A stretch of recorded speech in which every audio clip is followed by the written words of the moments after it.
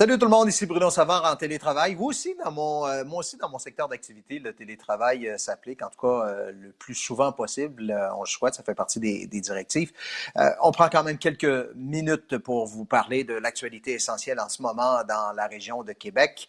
D'abord, le tramway, l'appui au tramway de la part des gens d'affaires est en croissance. C'est un nouveau sondage qui vient d'être publié par la Chambre de commerce et d'industrie de Québec qui révèle que près de 70 69 des gens d'affaires appuient le projet de l'administration Labaume tel qu'on le connaît. 28 sont contre carrément et il y a seulement 3 d'indécis. J'attire votre attention sur les indécis parce que vous allez voir que la proportion a grandement changé. L'appui des gens d'affaires au réseau structurant a augmenté en 3 ans. En 2018, on avait posé à peu près les mêmes questions.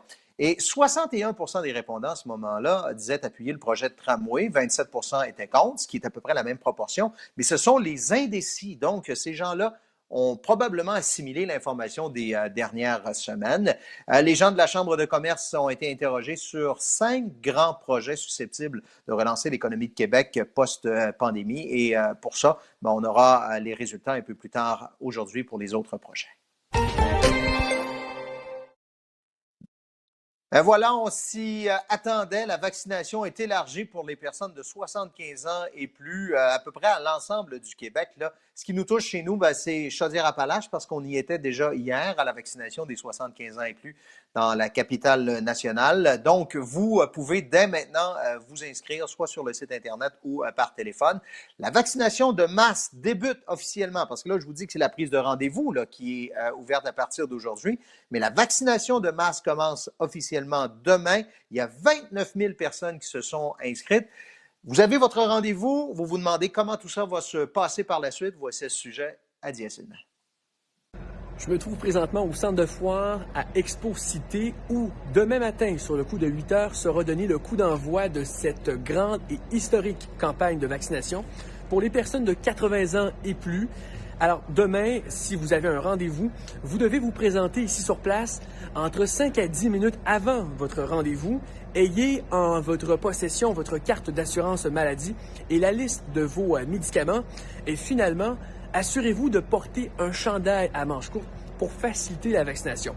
C'est par ces portes d'entrée derrière moi que demain défileront des centaines, voire des milliers de personnes. Je vous rappelle que les personnes de 75 ans et plus peuvent maintenant prendre un rendez-vous dans la région de la capitale nationale et également dans la région de Chaudière-Appalaches.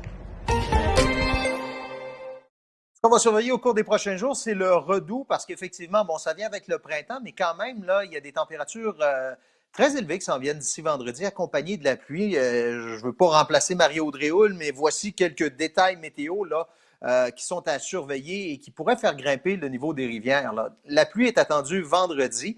Ça va faire en sorte que la fonte de la neige va s'accélérer, la fonte, et ajouter à cela le fait que la neige, donc, va absorber une certaine partie de la pluie et sa capacité d'absorption, donc, sera réduite. D'autant plus que le mercure va grimper probablement jusqu'à 9 degrés. Donc, il y a des précipitations qui vont nous arriver dès vendredi. On pourrait avoir à peu près 10 mm de pluie, ce qui fait en sorte qu'effectivement, peut-être pas vendredi, là, mais par les jours qui vont suivre, on va surveiller de très, très près le niveau des rivières parce que, l'eau, là, ainsi accumulée pourrait faire son chemin éventuellement vers les rivières. Donc, il y a plusieurs rivières à surveiller. Et soit dit en passant, ce n'est pas un record. Je vous parlais de 9 degrés là, pour vendredi. Ces temps-ci, lorsqu'on fracasse des records, c'est plus dans l'ordre du 10 à 12 degrés.